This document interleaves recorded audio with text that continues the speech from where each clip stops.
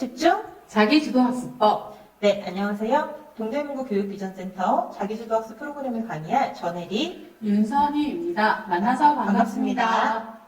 자, 오늘은 초집중 자기주도학습법의 마지막 학습 습관 길러주기와 과목별 공부 노하우에 대해서 공부를 할 텐데요. 순서는 학습 습관 길러주기를 먼저 알아보고 과목별 공부 노하우, 그리고 오늘은 특히 마지막 끝부분에 어떤 여러분이 많이 하는 고민에 대한 꿀팁도 들어있으니까요. 꼭 끝까지 필기를 잘 하면서 들어주시면 좋겠습니다. 그럼 첫 번째 학습 습관 길러주기를 한번 들어가 볼 텐데요. 이제 저희가 1차시, 2차시, 3차시에 걸쳐서 목표 세우는 것도 알아봤고 실제적으로 어떻게 공부를 해야 되는지 암기법이나 집중력에 대해서도 알아봤어요.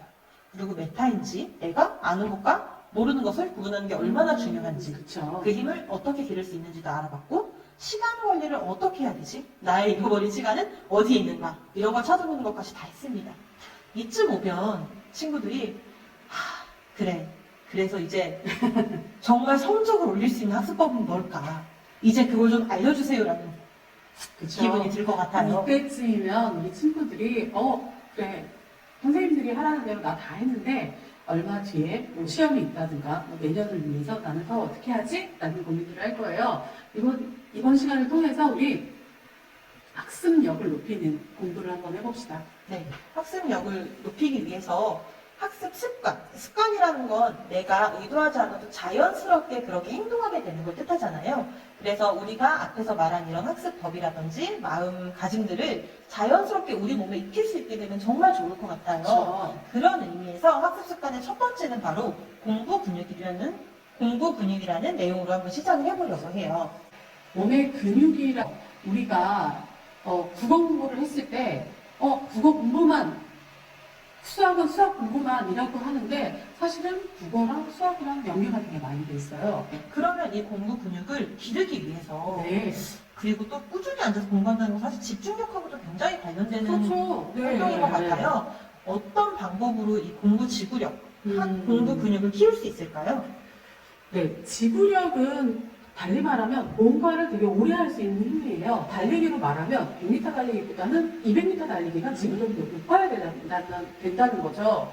네, 그런데 이 지구력을 높이기 위해서는 우리가 뭔가를 꾸준히 해야 되는데 사실 공부가 매번 얘기하는 거지만 누구한테나 다 막 너무 재밌고 신나고 막 이런 일이 아닌 거예요. 네. 그렇기 때문에 방법이 필요해요. 학습의 방법, 지구력을 높이는 방법, 그럼 집중력을 여기 높이는 나와 방법. 있는 순환 공부가 바로 그 방법이 되는 거예요. 네, 맞습니다. 좀 더 자세히 설명해 주실까요? 네. 순환 공부는 우리가 어떤 한 과목을 하다가 보면 집중할 수 있는 시간이 한계가 있다라고 생각을 하는 거예요. 보통은 15분에서 25분 정도로 보는데 그렇게 하고 나면 집중도가 떨어진다는 거죠. 그러니까 수학 과목을 하다가 국어 공부를 한다든지 국어 공부를 하다가 뭐 과학 공부를 한다든지 해서 과목을 바꿔주면서 순환을 시키는 거예요. 그런데 학생들이 이런 질문은 아니에요. 선생님 그러면 수학 공부를 하다가 한 5분 쉬었다가 국어 공부를 하거나 다른 공부를 하거나 아니면 수학 공부를 다시 하는 건 어때요? 이런 질문들을 해요. 그런데 문제는 우리가 집중력에 대해서 학습할 때도 그랬지만 다른 행동을 하다가 특히나 뭐 디지털 제품을 만지다가 공부하는 건 더 심하고요. 다른 공부를 하다가 다시 돌아올 때는 집중도가 많이 떨어지고 다시 돌아오는데 15분이 걸린다는 얘기를 했었어요. 네, 우리가. 맞아요. 네, 그렇기 때문에 그런 것보다는 좀 참으면서 과목을 바꿔서 분위기를 환기시키면서 순환학습을 하는 게 그 공부의 지구력을 높이는 방법이 되겠죠. 그렇기도 하고 저는 이 순환 공부가 또 좋겠다고 생각이 드는 점이 사실 내가 좋아하는 과목은 좋아하기 때문에 익숙하니까 마음이 편해서 네. 많이 보게 되고 그만큼 싫어하는 과목은 안 보게 되거든요. 네. 그래서 이 습관이 계속 쌓이게 되면 어떤 과목은 되게 잘하고 어떤 과목은 정말 포기하고 싶을 정도로 놓아버리게 되는데 이 순환 공부 방법으로 여러 과목을 돌아가면서 공부를 하다 보면 조금 평균적으로 모든 과목들을 좀 챙길 수 있지 않을까, 편애하지 않을 수 있을 것 같은 생각이 듭니다. 그리고 두 번째 방법. 아까 읽기, 쓰기, 말하기, 듣기가 중요하다고 말씀해 주셨는데요. 공부 근육을 단련하는 두 번째 방법. 이 표가 하나 나왔네요, 선생님. 네. 학습이라는 거는 사실은 읽기, 쓰기, 말하기, 듣기 안에 모두 포함이 돼요. 우리 네. 학생들은 일득스말이라고 이렇게 줄여서 말을 많이 하는데 읽기, 듣기, 말하기, 쓰기라고 말을 해요. 그런데 이게 이제 어떤 국어 과목이나 영어 과목에 해당하는 말이라고 생각을 하고 있지만 사실은 전체적인 어떤 학습을 하는데 매우 중요한 거예요. 우리가 고등학교까지의 과정을 12년을 놓고 본다면 그 시기를 지나서 대학, 대학원, 혹은 여러 더 공부를 하겠다고 했을 때도 결국은 읽고, 쓰고, 말하고, 듣는 게 모든 학습의 기본이 되는 거예요. 그래서 지구력을 높이는 방법 중에 하나는 이 읽기, 쓰기, 말하기, 듣기, 기초 체력과도 같거든요. 이런 거를 좀 더 많이 하는 거죠. 기본적으로. 네. 그러면 국어, 영어, 수학, 과목별로 그 특징들을 열심히 공부하는 것도 중요하지만 그렇죠. 이 과목들을 공통적으로 사실 잘할 수 있는 방법이 읽듯 쓰만 저희도 읽기, 되게 말이 듣기, 어렵죠? 쓰기, 네, 네. 말하기 역량을 키우는 네. 건데요. 네. 간단하게 선생님 그럼 이 역량을 어떻게 키울 수 있는 거예요? 저는 사실은 저희가 맨 뒤에 어떤 저희 비법을 넣어놨거든요. 사실은. 네. 그때 말을 하겠지만 살짝 언급을 한다 그러면 우리는 과목별 학습도 중요하지만 초등학교 과정에서는 기초학습을 높인다는 의미에서 독서 굉장히 중요하게 생각합니다.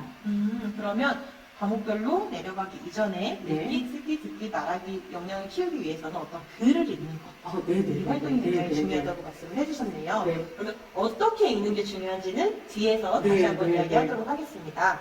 자, 이제는 학습 습관에서 이제 공부 근육 이야기를 살펴봤고요. 이번에는 나의 학습 습관을 좀 유지할 수 있도록 도와주는 학습 환경을 꾸미는 방법을 좀 알아보고자 해요. 네. 선생님 혹시 음악을 들으면서 공부를 하시면 잘 되시는 편이세요? 아니면 좀 안 되는 편이세요? 선생님은 어떻게 우리 학생들이 하는 질문을 너무 잘 집어서 저한테 질문을 하시는 것 같아요. 선생님 얘기이신 거죠? 이거는? 네, 맞습니다. 우리 학생들도 왜 도대체 음악을 들으면서 공부하면 안 돼요? 왜 수학 공부할 때 음악을 들으면 안 돼요? 라고 하는데 본인은 집중을 잘하고 있다라고 생각하지만 사실은 분산이 된다고 해요. 학생들이 듣는 음악이 우리가 생각하는 그런 음악들이 아니라 좀 시끄러운 음악이라고 제가 표현하면 좀 그럴까요? 네, 힙합이라든가 좀 유행하는 가사라든가 이런 걸 들으면 자꾸 그게 생각이 나는 거예요. 우리가 왜 고3 금지곡들이 있거든요. 네네. 수험생들이 듣지 말아야 되는 후크송 같은 거 기억에 남는 거 그런 것처럼 집중도를 되게 방해시킨다고 해요. 네. 그렇기 때문에 사실은 음악을 들으면서 공부하는 거는 권하지 않습니다. 우리 주변을 둘러싸고 있는 첫 번째 학습 환경 중에서도 물리적 학습 환경을 그쵸. 꾸미는 거에 대해서 한번 이야기를 해보고자 합니다. 네네. 첫 번째는 어디서 공부할지를 먼저 정하는 걸 텐데요. 내가 똑같은 학습 환경, 집에서 공부를 하더라도 조명은 어느 정도가 나에게 편안한지, 그리고 의자는 너무 푹신한 것보다는 적당히 딱딱하고 살짝 쿠션이 있는 정도가 좋다고 하고, 또 책상은 내가 앉아서 하는 것이 좋을 수도 있고, 오히려 집중력이 좀 흐트러질 때는 서서 공부를 하는 게 좋을 네, 수도 좋아요. 있다고 요즘 해요. 학교에서도 서서 공부하는 학생들이 있어요. 좀 졸리거나 할 때 네. 집중도를 높이기 위해서 서서 해요. 네, 맞습니다. 그래서 이런 물리적 환경을 먼저 나에게 맞게 이렇게 알아보려면 여러 가지를 시도해보는 게 중요하겠죠. 네. 중요하고 두 번째 같은 경우는 학습을 시작하기 전에 시청각 방해물을 제거한다고 합니다. 이 얘기 정말 많이 들으셨을 텐데요. 저희가 집중도 할 때도 했었잖아요. 책상을 깨끗이 정리해서 자기의 주위 환경을 흐트러지는 일을 하지 말자. 네, 2번과 3번을 지금 묶어서 말씀해 주셨는데 네네. 시청각 방해물 같은 경우는 이제 태블릿, 그러니까 꼭 학습에 쓰는 태블릿 말고 핸드폰이라든지 이런 거는 아예 물리적으로 떨어뜨려 놓는 게 좋다는 이야기였습니다. 그리고 책상 정리. 이 과목에 필요한 것만 책상에 올려놓으시는 거. 이게 중요합니다. 자, 두 번째 학습 환경은요. 신체적 학습 환경입니다. 네, 저희가 중요하죠. 아무리 책상이 깨끗하고 얇게 딱 맞는 의자에 앉았더라도 내 몸의 컨디션이 안 좋거나 그럼 공부에 잘 집중을 하기가 어렵잖아요. 그래서 신체적 학습 환경에서 가장 중요한 건 먼저 충분한 수면을 취하는 것입니다. 초등학생 시기에는 사실 키를 클래도 수면이 중요하고 공부를 열심히 할래도 수면이 중요하고 정말 적절한 생활 리듬을 갖추는 거는 모든 방면에서 중요한 일인 것 같아요. 그리고 두 번째, 공부를 하다 집중이 안 되면 핸드폰이라든지 내가 재미있는 걸 보는 게 아니라 스트레칭을 통해서 다시 한번 몸에 좀 활기를 넣어주고 재충전을 하는 게 필요하고요. 세 번째는 눈 운동입니다. 선생님 혹시 눈 운동 하시는 방법이 있으신가요? 눈 운동은요, 눈을 감고, 눈을 왼쪽, 오른쪽, 위, 아래, 그러니까 눈 동자를 좀 굴려주고, 눈 움직임을, 그리고 잠깐 감고 있는 거예요. 아니면 환경이 된다면 멀리 룩색을 보면 일비용도가 좀 더 낮아진다고 하니까 네. 맞아요. 그리고 너무 공부를 하다 컨디션이 안 좋으면 차라리 좀 책을 덮고 한 10분, 20분 정도 낮잠을 취하는 것도 컨디션을 회복할 수 있는 방법 중에 하나라고 합니다. 그리고 사실 제가 초등학교 때는 이 부분이 가장 어려웠어요. 사회적 학습 환경 꾸미기입니다. 1번이 바로 부드럽게 거절하기인데요. 네. 선생님 혹시 이거 누구에게 부드럽게 거절한다는 건지 아실 수 있으실까요? 제가 생각할 때는 선생님의 성향이 친구를 좋아하는 사람이었기 맞습니다. 때문에 네. 네, 친구들이 놀자고 하거나 계속 SNS를 통해서 연락을 하거나 해도 내가 정한 계획, 내가 나 스스로 이 정도 학습을 하겠다라는 시간이 있다면 부드럽게 거절하고 내 할 일을 마치는 게 중요합니다. 네. 이때는 좀 완곡하게 거절을 하는 게 좋고요. 그 다음에 두 번째, 서로 좋은 친구가 되기와 그리고 고민 나누기는 좀 통하는 부분인데요. 우리가 메타인지에서도 선생님 배워보기 네. 이렇게 내가 말을 하면서 상대방에게 설명하면서 학습 내용을 확인할 수 있었잖아요. 이런 부분들을 서로 좀 같이 나누고 그리고 또 적당한 경쟁심, 긴장 관계는 서로 학습에 또 도움이 되기도 하니까 네. 그래서 너무 내가 공부를 하는 게 친구가 멀어지는 길이야.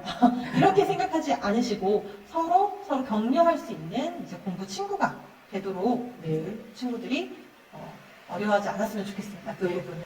개인마다 선호하는 공부 노하우가 다 다르겠지만 그렇죠. 네, 저희가 첫 시간에 그래서 학습 유형에 대해서 알아봤는데요.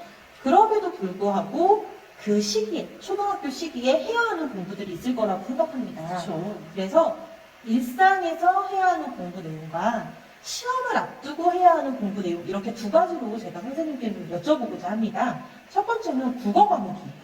네.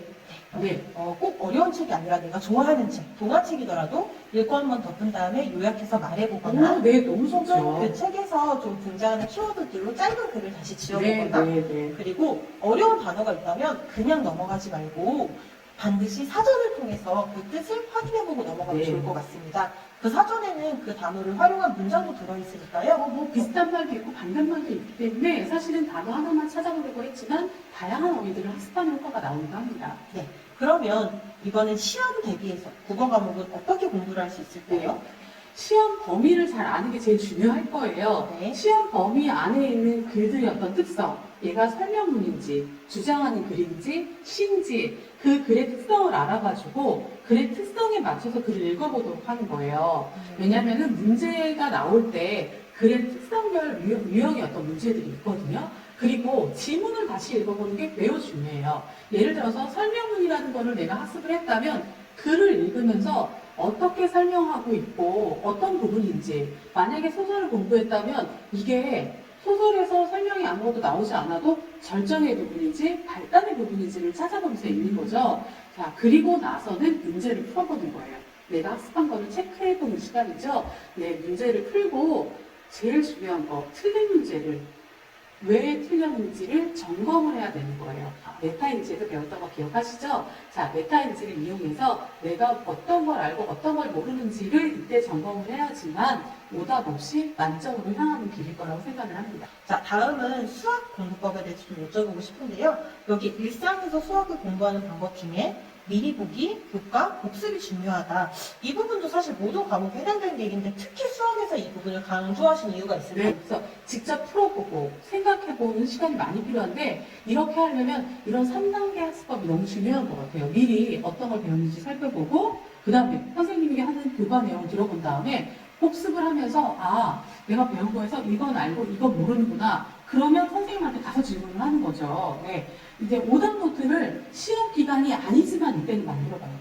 왜냐하면 교과서에 있는 문제를 풀면서도 오답이 나올 확률이 많기 때문에 그래서 풀이 과정을 쓰면서 오답 노트를 만들어 보는 거 일상적인 공부를 하면 좋을 것 같아요. 네. 그리고 이제 초등학교 고학년이 되면 우리가 저학년에서 사용하지 않았던 드모라든지 수식이 그렇죠. 등장을 맞아요. 하는 네, 시기이기 네, 네. 때문에 사실 이거는 수학에선 새로운 언어나 마찬가지니까 이 언어가 익숙해지도록 미리 보고 수업 시간에도 보고 복습도 해야 되는 점이 또 중요한 점인 것 같고요. 또 오답 노트를 통해서 우리 메타인지에서 배웠듯이 나보다 상위 학습자, 나의 선배나 선생님께 가져가서 내가 틀리는 문제를 모아놓았는데 저는 이런 부분이 너무 어려워요 라든지 아니면 그 어려워하는 부분을 모아놓은 문제를 보시고 발견해 주실 수도 있겠죠. 네, 이번엔 수학 과목을 시험 대비하는 방법을 좀 알아보고 싶은데요. 선생님, 배치에 문제 풀기라고 되어 있는데 조금 더 자세히 알려주실 수 있을까요? 아, 네. 그 문제를 풀 때, 항상 자기가 풀이 과정에 대해서 제가 아까 살펴봐야 된다라고 말씀드렸잖아요. 그러니까 A4 용지를 반장 적은 정도의 사이즈에 문제를 푸는 거예요. 그런데 줄을 맞춰서 잘 풀면 그 풀이 과정을 본인이 기억하기가 굉장히 편해요. 습관적으로 하기 때문에. 네, 그리고 풀이 과정에 뭐 번호를 붙인다든지 해서 어느 부분을 틀렸는지를 찾으면 좋아요. 그래서 제가 특별히 틀린 과정 알기 밑에 멘토에게 점검받기라고 써놨는데 사실은 모든 학습에서 멘토를 찾아가지고 본인의 학습 유형이나 학습의 어떤 문제들을 점검을 받는 게 중요하지만 특히나 수학에서는 제가 선생님들하고 얘기를 해보니까요. 학생들이 틀리는 부분을 굉장히 자주 틀리고 많이 틀린다고 해요. 같은 부분을 많이 틀린다는 그렇죠. 말씀이시죠? 네네. 그게 어떤 이유가 분명히 있다고 해요. 왜 이 부분을 뭐 연산이 부족하다든가, 뭐에 대한 이해, 도형에 대한 이해도가 떨어졌다든가 이런 부분들이 물론 있는데 그런 것들은 수학의 어떤 전문가들이 찾아줄 수 있는 부분. 그래서 선생님에게 본인이 푸는 거를 가지고 가서 점검을 받아가지고 왜 틀렸는지를 알고 그거를 고쳐나가려고 하는 게 시험 성적에 만점을 받기 위한 노하우인 것 같습니다. A4 용지를 반을 접어서 수학을 한 문제를 온전히 그곳에서 풀어보고 나중에는 맞은 거는 추려내고 틀린 것만 모은다면 그 자체로도 오답노트가 될 수 있을 것 네, 같아요. 학생들 중에서는요, 그래서 본인이 맞은 거는 그냥 두는데 틀린 거는 오려가지고 따로 또 오답 노트를 만들기도 해요. 제가 말씀드리려고 했는데. 네. 네, 다음은 영어 과목에 대해서 일상과 시험으로 나누어서 어떻게 좀 준비할 수 있을지 알아보고 싶은데요. 일상에서는 어휘, 국어, 문장 익히기 이 순서대로 되어 있네요.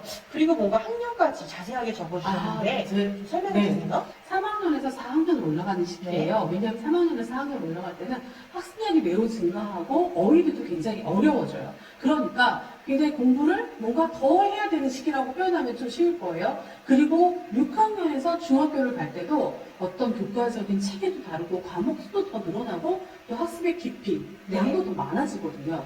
그리고 역시나 중3에서 고등학교 갈 때 또 되게 힘들어지겠죠. 그 다음에 이제 고2가 중요해요. 왜냐하면 입시를 앞두고 우리가 12년의 어떤 생활을 점검하는 마지막 시험을 보는 시기가 다가오니까. 이 시기들을 영어 공부에 한번 짚어주시는 이유가 있을까요? 네, 맞아요. 이때마다 영어 문법을 한 번씩 정리를 해야 되는데요. 물론 이제 3학년에서 4학년 갈 때는 아니지만 항상 6학년 겨울방학, 중학교 3학년 겨울방학, 중학교 2학년 겨울방학에는 문법을 꼭, 제가 고등학교라고 안 했나요? 중학교 2학년 네. 자, 점검을 해야 되는 시기이기 때문에 얘기를 했고요. 또 3학년, 4학년을 제가 앞에다 표시한 이유는 우리가 초등학교 때 3학년 때부터 영어를 배우기 시작을 해요. 그런데 국어는 사실을 배울 때 학교에서 기역, 니은, 가나다라 이렇게부터 배우기 시작을 하는데 영어는 갑자기 문장이 나와요. 자, 나를 소개하는 게 나오든지 뭘 좋아하니? 이런 문장을 묻는 문제가 나오기 때문에 단어를 학습하는 게 굉장히 중요해요. 그리고 전체적인 영어 학습에서 초, 중, 고, 대학교 일반인도 영어 공부를 할 때는 단어를 많이 아는 게 굉장히 큰 무기가 돼요. 그렇기 때문에 단어와 수거, 문장을 익히는 방법으로 하는데 보통 때 학습을 할 때 영어는요, 특별히 더 직접 말을 하면서 혼인해서 학습하는 게 이때 굉장히 중요합니다. 시험 대비를 할 수 있는 방법으로는 문장 외우기가 등장했습니다. 네, 제가 지금 되게 난처한 표정에서 얘기해 영어 학습에서 시험 대비를 얘기하면 우리 학생들이 되게 망연자실. 이게 무슨 시험 대비 공부법이야? 나를 막 이렇게 저 못해요 막 이렇게 하는데 어쩔 수가 없이 문장을 통째로 외우는 게 가장 좋은 시험 대비 방법입니다. 너무 어려운 방법이긴 하지만 그래서 친구들이랑 아까 왜 선생님이 얘기하셨잖아요. 친구랑 같이 학습하고 이런 거 얘기하시는데 영어 공부할 때 친구랑 하면 되게 좋아요. 한 문장 외우고 그 다음 문장 외우고 틀린 부분 찾아주고 해서 영어 시험 공부는 시험 문장 외우고 또 문제 의도 알아보기. 자기가 틀린 문제라면 이 문제의 의도가 무엇이는지 선생님들의 도움을 받는 것도 좋을 것 같아요. 그리고 영어 같은 경우도 중학교, 고등학교에 올라가면 어려운 단어나 복잡한 구조가 많이 나오니까 지금 초등학교 시기에 어떤 문장을 통째로 외워서 이 문장은 어떤 뜻을 얘기하는지, 이 수거 덩어리는 어떤 의미로 문장 안에서 쓰였는지를 익혀놓으면 그렇죠. 나중에 유형이 복잡해지거나 단어가 길어지고 어려워지더라도 구조를 파악하는 데 도움이 많이 될 네. 거라는 생각이 듭니다. 이 친구들이 이제 문제를 풀 때요. 시험 공부를 하려고 이제 문제집을 많이 풀잖아요. 그런데 문제를 풀 때 좀 헷갈렸던 거, 이건가? 이건가? 근데 맞으면 너무 좋아하는 거, 나 맞았어, 이거 알아. 하고 지나가는 거예요. 그런데 이거 사실은 조금이라도 헷갈렸다. 이게 뭐지? 라고 생각하는 문제들은 틀린 문제를 봐야 된다는 거예요. 점수는 이제 맞아서 동그라미 치면 기분은 좋겠지만 그렇죠. 그 고민했다는 것 자체로 일단 그건 틀렸다고- 시험에 조금만 다르게 나오면 틀리는 문제에 해당해요. 네. 그렇기 때문에 여러분들이 초등학교 때부터 습관을 들이시기를 문제를 풀 때 좀 헷갈렸다 그러면 풀지 마시거나 풀더라도 체크를 반드시 해주셔야 돼요. 내가 문제 풀 때 이거 헷갈렸어. 이거 조금 어려웠어. 이런 거를 반드시 표시를 해놓고 나서 그거를 뭐 오답이라고 해도 좋고 뭐라고 해도 좋지만 그거를 반드시 확인을 하고 지나가셔야 돼요. 그래야지 정말 자기가 원하는 점수를 받을 수 있어요. 엄마가 제일 많이 말하는 잔소리가 뭐예요? 책 꼭 읽어라. 왜 읽으라고 해요? 자주 안 읽으니까. 책 꼭 읽어야 하나요? 선생님, 그런데 우리 초등학생들이 가장 많이 듣는 이야기이자 드디어 이렇게 올라왔죠. 네. 정말일까? 정말 그렇게 중요한 것일까? 네, 바로 책입니다. 항상 무슨 책을 읽어야 한다, 이 책이 도움이 된다, 독서를 많이 해야 된다라고 말하는데요. 왜 독서를 많이 해야 되죠? 독서는 정말 도움이 되나요? 솔직하게 말씀해 주시죠. 네. 네. 물론 독서를 해야 되는 굉장히 이유들이 만 가지도 더 넘습니다만 저도 오늘 딱 두 가지로 정리해서 얘기를 하죠. 앞에서 아까 제가 뒤에서 네, 다시 아까 말할게요. 등장했던 라고 했죠. 표네요. 네, 맞아요. 네. 학습이라는 거는 읽기, 쓰기, 말하기, 듣기 되게 중요하다고 했어요. 여러분들이 앞으로 어떤 학습을 하더라도 누군가가 써놓은 글들을 읽고 그다음에 뭐 듣고 쓰고 말하는 과정으로 표현을 하는 게 곧 맞아요. 학습이라고 할 수 있어요. 그렇기 때문에 이런 학습을 가장 도와주는 게 독서예요. 어휘력을 높이기도 하고 문장의 이해를 높이기도 하고 또 책에서 통하는 많은 지식들, 그래서 교과 관련 책들을 읽으면 학습력에 확실히 도움을 주는 게 맞아요. 선생님, 그럼 저는 사실 제가 교과 관련 책은 별로 재미가 없던데요. 꼭 그런 도움이 너무 되는, 솔직하게 얘기하시는 거 아니에요? 과목에 도움이 네. 되는, 공부에 도움이 되는 책만 읽어야 되나요? 아니죠. 제가 강의도 하지만 작가잖아요. 네. 저는 어렸을 때 작가가 되고 싶었던 게 메어리 포핀스라는 동화책을 읽으면서 우산을 타고 다니는 유모 여러분들도 꼭 한번 읽어보세요. 너무 재밌겠고 너무 신나는 거예요. 저는 책의 또 다른 하나의 중요한 것으로 상상력을 꼽겠어요. 그러니까 책은 그냥 읽는 그 자체가 즐거운 거죠. 그러면 어떤 내가 생각하지 못했던 상황, 그리고 내가 생각하지 못한 어떤 문제의 해결 방법, 이런 그렇죠. 것들을 보면서 그렇죠. 상상력도 풍부해지고 네, 또 맞습니다. 새로운 문제 해결 방향, 그러니까 창의력 부분도 좀 높아질 수 있을 것 같아요. 네, 맞아요. 네, 그래서 책을 읽는 것이 중요하다는 말씀을 해주셨는데요. 다행히도 꼭 공부에 도움되는 책만 읽어야 되는 건 아니니까 네. 여러분들이 좋아하는 책을 재미있게 읽으시고 좀 풍부하게 읽어서 학습에도 도움이 되고 또 여러분 삶에도 좀 좋은 즐거움이 되도록 하시면 좋을 것 같습니다. 네. 이렇게 오늘 4차시를 마무리 해봤는데요, 선생님. 4차시 처음부터 한번 정리를 해볼까 해요. 네네네. 우리가 1, 2, 3차시를 거치면서 목표 세우고, 그 다음에 전략, 암기법, 집중력 배우고, 메타인지란 무엇인지, 시간 관리는 어떻게 해야 하는지를 거쳐 4차시 여기에 왔습니다. 그래서 이번에는 우리가 익힌 모든 것들을 정말 내 몸에 착 붙는 습관으로 만들 수 있는 방법에 대해서 이야기를 했었잖아요. 그래서 처음엔 공부 근육에 대해서 네. 이야기를 했었죠. 공부 근육을 한마디로 정리해 주신다면 뭐였죠? 공부 근육을 한마디로 꼭 정해야 될까요? 지구력? 네, 네, 맞아요. 꾸준히 할 수 있는 힘이자 네. 여러 과목을 균형 있게 익힐 수 있는 힘이었어요. 그래서 네. 공부 근육을 단련하기 위해서 선생님께서 순환 공부라는 방법, 네. 이 방법은 집중력이 깨질 때도 굉장히 좋은 방법이었죠. 권해주셨고, 순환 공부를 지나서 학습 환경, 우리가 알맞은 습관이 나에게 몸에 붙을 수 있도록 조성해주는 학습 환경에 대해서 알아봤습니다. 네. 물리적 학습 환경, 우리 눈에 보이는 공간들을 말합니다. 신체적 학습 환경, 좋은 컨디션을 만들 수 있는 방법에 대해서 알아봤고요. 사회적 학습 환경, 거절하는 거 어려워하지 말자. 네. 나의 공부 계획을 네. 먼저 생각하자라는 부분을 알아봤습니다. 그리고 과목별 학습법으로 들어왔었죠, 선생님. 네. 국어, 수학, 영어 세 가지 과목에 대해서 한번 알아봤었는데요. 국어에서는 일상에서는 글을 읽고 요약해보거나 모르는 단어가 있다면 꼭 사전을 찾아보라고 말씀을 해주셨어요. 그리고 시험 대비해서는 뭐였죠? 지문과 유형? 이런 글자가 등장했었던 것 같은데요. 어떻게 시험 대비를? 문제를 풀면서 글의 특성에 맞게 공부해보자. 맞아요. 그리고 수학에서는 일상적으로 수학을 공부하는 방법은 오답 노트를 활용하거나 문제의 풀이 과정을 좀 상세하게 알아보는 방법. 이 과정에서는 멘토와 함께하면 가장 좋다는 말씀을 해주셨고요. 이걸 조금 더 발전시켜서 시험 공부할 때는 백지, A4용지를 반 접어서 한 문제를 가지고 와서 그 안에 찬찬히 풀어보면서 네. 자주 틀리는 부분은 없는지 한번 확인을 해보는 것이 중요하다고 말씀해 주셨습니다.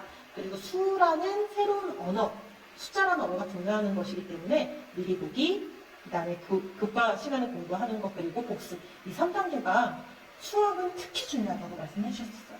그리고 영어 같은 경우는 어휘, 수거, 문장을 익히는 게 일상 속에서 가장 중요하다. 네. 말씀해 주셨고, 시험 대비하기 위해서는 범위 안에 있는 문장을 외워라. 라고 말씀해 주셨습니다. 네. 그래서 외우는 게 나왔어요.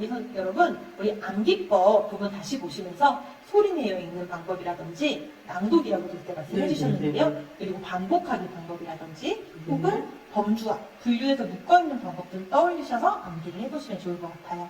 자, 그러면 선생님 우리 이렇게 긴 시간 4차시를 마무리할 네. 텐데요. 너무너무 우리 친구들 고생하셨고요. 네. 이 과정을 사실 보고 있는 것만으로도 여러분은 학습을 열심히 해야겠다는 의지가 있는 것이니까 너무 칭찬을 해드리고 그럼요. 싶어요. 네. 혹시 마지막으로 우리 초등학교 친구들에게 격려의 한마디 좀 해주실 수 있을까요? 네, 다른 건 없고요. 자기수 학습력이라는 거는 제가 맨 처음 시간에도 말을 했는데 사실은 학습에서뿐만이 아니라 여러분들이 어른이 되어가서 살아가는 동안에 굉장히 필요한 능력이에요. 자기가 자리를 잘 끌고 나가는 거거든요. 네. 그래서 여러분들 학습뿐만 아니라 여러분 삶에도 큰 도움이 될 테니까 반드시 선생님들하고 해본 것들 꼭 실천해 보시기를 바랍니다. 네, 그리고 활동지로 받았던 호들노트 필기법. 아. 그거는 활동지 이제 저장을 해두시고 두고두고 쓰셔도 되고, 아니면 노트 영역만 분할하면 되니까 스스로 만들어서도 꼭 습관으로 가지고 네. 가셨으면 좋겠습니다. 그리고 나의 학습 유형이 궁금하다 하면 동대문구 교육비전센터 홈페이지에서 한번 살펴보실 네. 수 있다는 이야기를 드리면서 이 과정을 마치고자 합니다. 네. 초집중 자기주도 학습법 지금까지 함께 해주셔서 고맙습니다. 감사합니다.